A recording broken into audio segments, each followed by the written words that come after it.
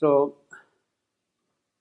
we are going to see in some more detail how Savitri's mother is going to voice the earth's question.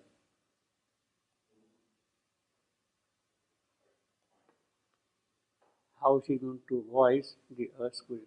She going to speak something on our behalf, something which keeps on haunting us all the while about the puzzle of this world, the mystery, the enigma, the riddle that we see all around here. On the one hand, you have the worlds of light and joy and happiness and power and strength and beauty and love. And on the other, you have something exactly opposite to that: mortality, death, suffering, pain, anguish. And naturally, the question arises in your mind: why it is like that? Why it is so? Is it by mistake that this has happened? Is it by some deliberate working of things this has been brought about? Is there some meaning in the entire operation here, in the cosmic working of things here? So these are sort of natural questions which arise in our mind. But at the same time, it is for us to dismiss these questions, either by saying that forget about all that stuff. We are here, we are living a life, let us enjoy it, let us make best of it, let us see what we can do about it, and forget the rest. But that does not always satisfy us, convince us. There is something which keeps on sort of crying within us. No, no, no. Why? Why? The call for immortality, the call for permanence, the call for joy is always there in us. It may be a very feeble call, it may be a very weak call, but it is there, and it does not leave us satisfied with these kind of half answers of things, you see. It keeps on pushing us all the while. You see. Now, it is basically that thing which Savitri's mother is asking Narad. And the occasion for her to raise this question is about the fate her daughter is going to meet. She is prompted by that. In other words, everything has matured up to the point that this question must be raised. This question must be raised. Savitri has discovered love, but she is going to see doom also. And the conflict between love and doom is something which does not keep her happy. Why? Why? That keeps on constantly haunting her.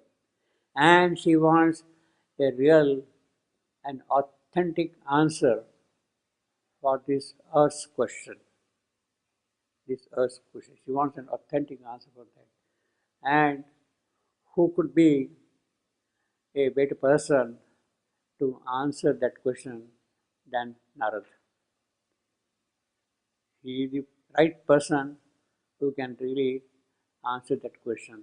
If the ways of God have to be justified to man, that is the question which was posed by Milton in his Paradise Lost, right on the very first page of Paradise Lost, to justify the ways of God to man. That was the question. So, the riddle of this world is getting again connected with the question which was posed by Milton in the Paradise Lost, to justify the ways of God to man. Now, of course, it may be rather unkind to say that Milton was putting the whole thing in a very improper manner, with an improper perspective, justifying the ways of God to man. Who is man? That the ways of God should be justified to him. Who is he after all? He is none. Nobody. He has no capacity of any kind. And why should I engage myself to justify the ways of God to man? You find your own solution. You better struggle a little and try to get an answer of yourself. There is no necessity of justifying the ways of God to man. See, that is the natural answer. Now that is the kind of a difference you see in the poetry of Paradise Lost and the poetry of Savitri. He doesn't raise the question in that manner. First question is a basic question: why? What am I supposed to do? What is my urge? What is my expectation? Not the question of justifying. Why? And the whole of description which is there now is in that context. So you see the difference immediately between a literary epic, that is Paradise Lost, and a spiritual epic, that is Savitri. You have something deeper in it, something of a fundamental nature in the working of the cosmic system here. And in that sense, you cannot really compare Savitri with Paradise Lost, frankly speaking. In fact, to justify the ways of God to man, most of the time we are busy. That is what the rationalists will keep on doing all the while. The modern philosophers, modern intellectuals, they will keep themselves busy by justifying the ways of man to God. We justify our ways to God. Yes, yes, yes, God should be like this, God should be like this, God should be like that, you see. That is normally what happens, you see. In our case, in the modern rational age, you see, we justify man's ways to God. So God better mend his ways, change his approach or whatever it is, you see. So you can see the kind of completeness which is there in the entire logical development of the answer which is coming here in this context. Aspersion to the inscrutable puff. That is of course a different story, but basically ask question. That is our basic question all along, you see. And then, as I said, this is a wonderful phrase, passionate like sorrow. That is how the voice of the earth, the question is raised, so passionate. I mean, it is such an intense identification of the human soul with the soul of the earth that it has become a passion. Passion also. Yes, yes, yes. Why? Why all these things? Why? So it is that identity of Savitri's mother with the earth's soul which is raising this question, and it is in that context Narad is going to say something about that, which is again a very unique thing. Now, these 7 lines, there is a little editorial history behind these 7 lines. A while she lost the spirit's tranquil poise, a while she shared the lot of common souls, and bore the heavy hand of death and time, and felt the anguish in life's stricken deeps. These lines were there in the first edition of Savitri, as they are. But these 7 lines were put as an alternative version in this centenary edition of Savitri, in 1972 edition of Savitri. They were not in the main text, they were given as footnotes, these 7 lines. And then a further thing occurred. In the revised edition, these 4 lines are a part of the text, but these 3 lines are dropped in the revised edition. So, like that, it keeps on happening. But I think, in my opinion, I mean, there is a kind of a completeness in the entire description what we have got here, and it is good that we should go by the first edition of Savitri that we see in that sense. And man's revolt against his ignorant fate. I don't know why. Then, of course, as I said last time, ask question, who can answer such a question? Who can really answer such a question? He is not a thinker who can answer such a question. Ask question is not a thinker who can answer, not a philosopher, not a scientist, not a rational being, but a seer. A seer. She is asking us question. She is not asking the question to a philosopher or a thinker or a metaphysician or somebody like that, not rational mind. No, she is asking who knows things directly, who sees things, who has got that drishti, who has got that sight behind all these things which are happening here around. So she is asking that question to the seer. Oh seer! And then she says, us try nature life. Us try nature life.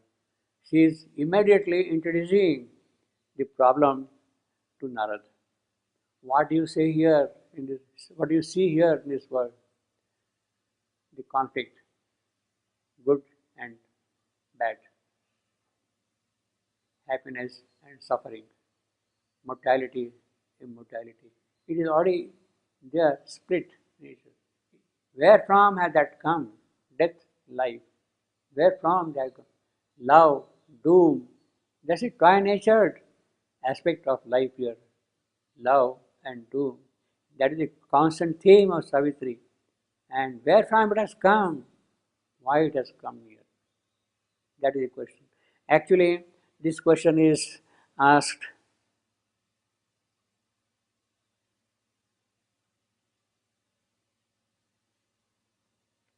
earlier also.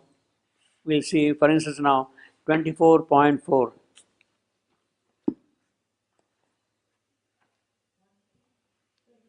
24.4.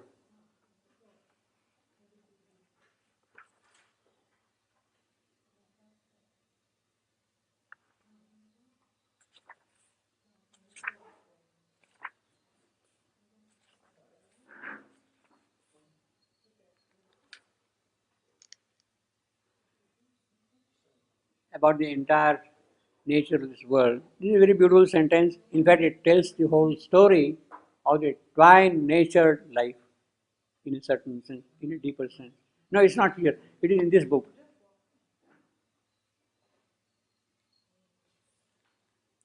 Ascending and descending twixt life's poles,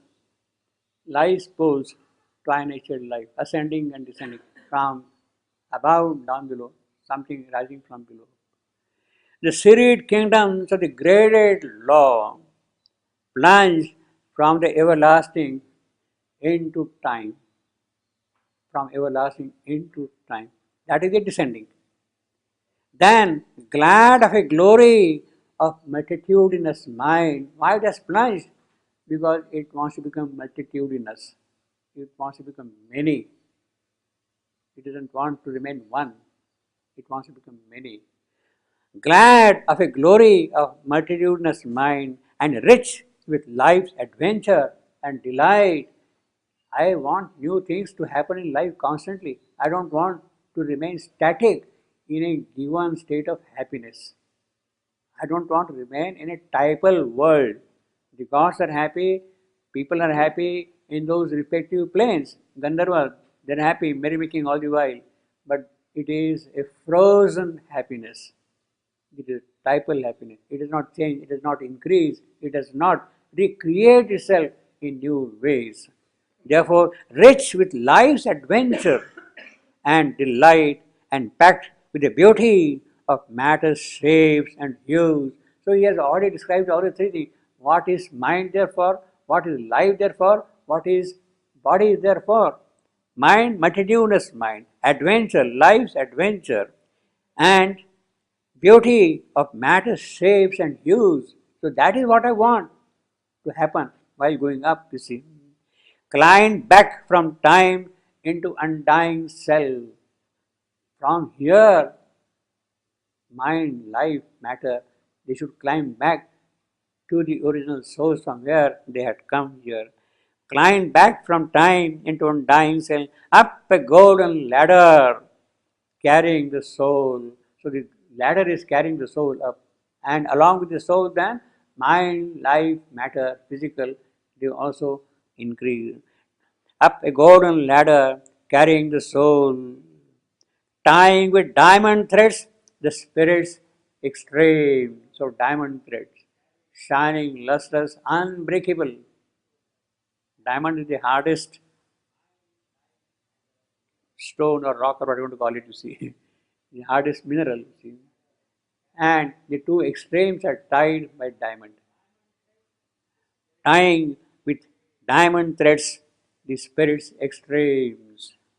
In this drop from consciousness to consciousness, each leaned on the occult inconscious power. So while things are coming down, it is leaning on what is present already in the inconscience. It is that support, it is into that inconsciences occult that things are plunging, is deepening. So that from this it opens out to higher power. Each lane on the occult inconscious power, the fountain of its needed ignorance. That is important. If you want to grow year from year, ignorance is the starting point. Without that, things cannot happen. Needed ignorance as maison of the limits by which it lives. It lives by limits. It has limited itself. So that then only a form, a shape, a name, something like an individuality is created. And it is that individuality which must be multiplied. And it is that which has to rise up. This whole idea. So it is plunging up so that this comes up from below. These are the tri-nature life is what is happening here in our context. In our context, this is what is happening here, you see. Constantly is happening. That's the basis of that thing. And then we have a little later on in the same book, 108.4.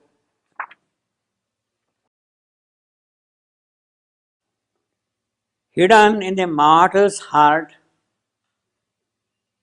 the eternal lives. Well, that is there. He lives secret, the chamber of thy soul. A light shines there, nor pain nor grief can cross. It goes on. And then later on, in life's breast, 108.12, in life's breast, it was born, hiding its twin. Who was born? In life's breast, who was born? Pain. Pain was born in life's breast. And what was it hiding? Its twin. Who is the twin? Joy. Joy. He says, in life's breast, it was born, hiding its twin. But pain came first.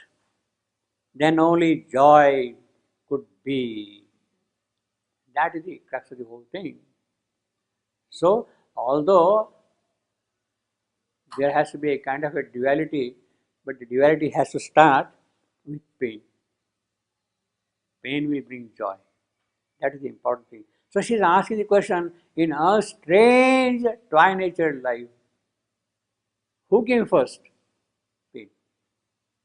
Savitri's mother has to bear pain. She cannot escape that if she has to see the joy later on. In fact, a little later we have got this also, 108.16, 16. By pain and joy, bright and tenebrous twins. Bright and tenebrous twins. Pain and joy are the twins, tri-natured life. The inanimate world pursues its sentient soul. Is it because of pain and joy that you are able to perceive your soul? Otherwise, you are not perceived at all. Insensation. Else had the inconscient never suffered change. Inconscience would have remained inconscient had there not been pain and joy. If inconscience has to change, it has to begin with pain and joy. So that is the tri-natured life. It has to be so together constantly. Now,